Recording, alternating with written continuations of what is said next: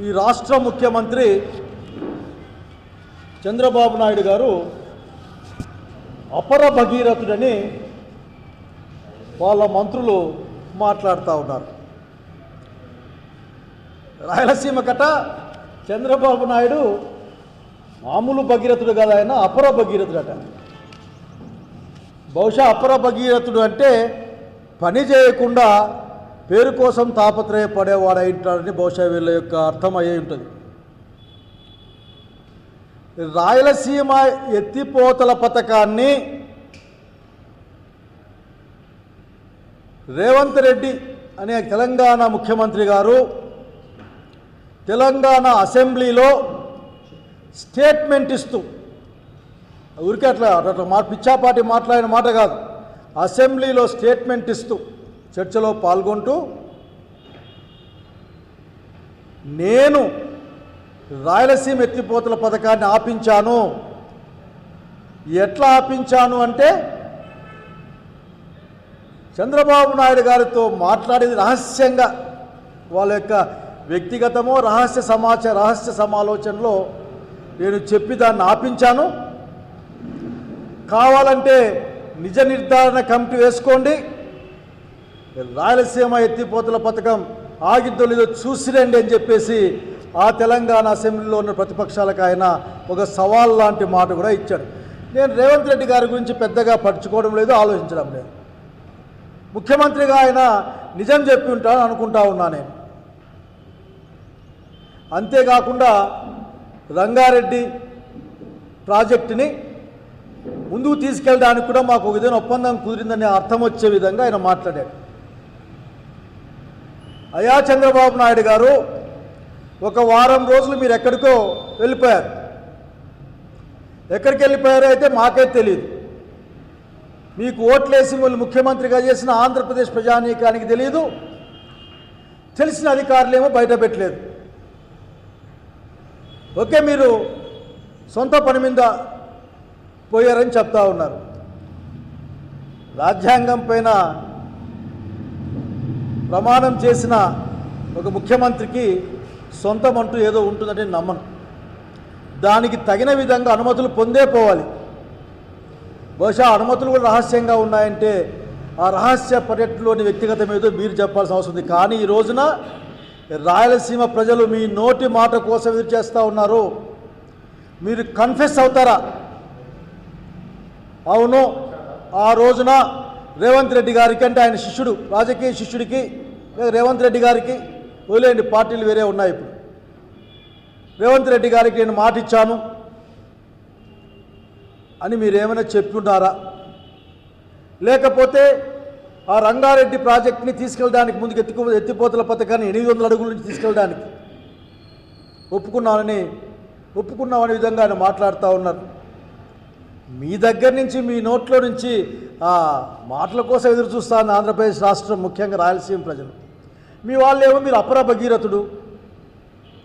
బాగుంది, నాకు మీ భగీరథత్వం నాకు బాగా గుర్తుకుంది ఇప్పటికి కూడా. ఇదే అనంతపురం జిల్లాకి హంద్రీనీవా రావాల్సి వస్తే 40 టీఎంసీలతో ప్రాజెక్టు మొదలైతే దాన్ని కేవలం 5 టీఎంసీల తాగునీటి ప్రాజెక్టుగా మార్చి 2 సార్లు ఆత్మకూరు మండలంలోనూ ఉరవకొండ దగ్గర 2 సార్లు శిలా పలకమేసిపోయిన గొప్ప భగీరథుడు మీరు.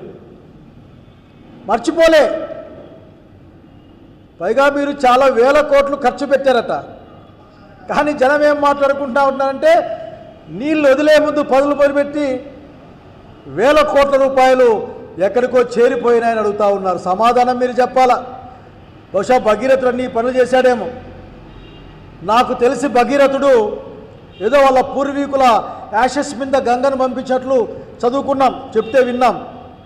మీరు మీ వాళ్ళ యొక్క నాసిరకం పనులపైన హంద్రీనీవా నీళ్లు పంపించారని ప్రజలు మాట్లాడుకుంటా ఉన్నారు. ఊరకనే ఏదో తెలంగాణ ముఖ్యమంత్రి రాజకీయ లబ్ధి కోసం మాట్లాడాట.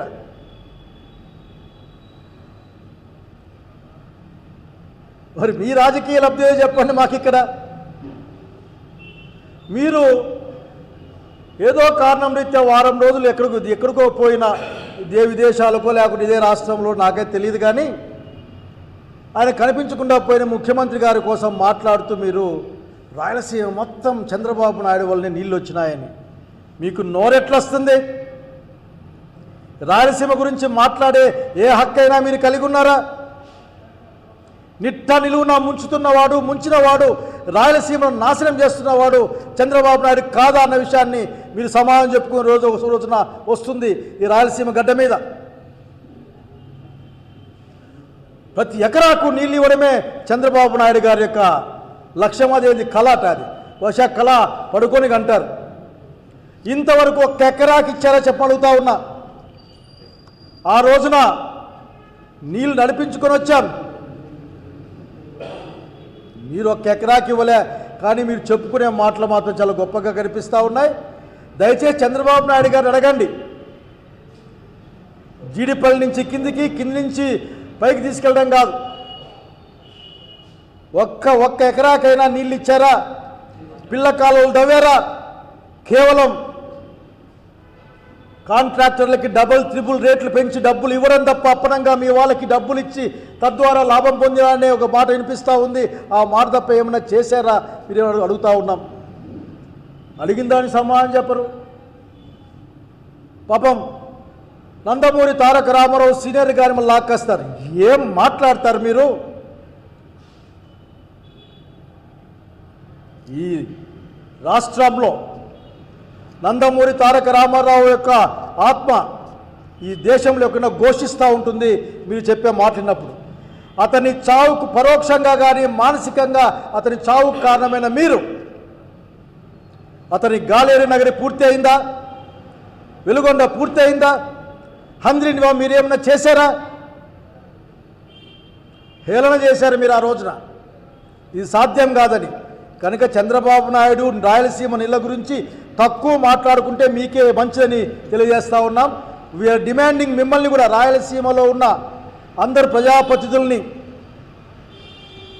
నేను అడుగుతా ఉన్నా, మీరెందుకు నిలదీయరు చంద్రబాబు నాయుడిని? నిలదీయండి. నిలదీయడం చేత కాకపోతే రాయలసీమ ప్రజల ముందు లెంపలేసుకొని మా చేత కాదు, హైకోర్టు తీసుకుపోయినా మేమేం చేయలేం, అనంతపురం జిల్లా నుంచి ఎయిమ్స్ని తీసుకెళ్ళినా, పెద్ద ఆసుపత్రిని తీసుకెళ్ళినా మేమేం చేయలేం, కడప నుంచి గ్రామీణ బ్యాంకుని తీసుకెళ్ళినా మేమేమి చేయలేం, అట్లాగే ఉక్కు ఫ్యాక్టరీ కడపలో రాకుండా ప్రయత్నాలు చేసినా మేమేం చేయలేం, ఏమీ చేయలేమని చెప్పేసి రాయలసీమ ప్రజానీకం ముందు లెంపలేసుకొని ఆ మంత్రి పదవిలో గింతి పదవిలో దిగిపోండి.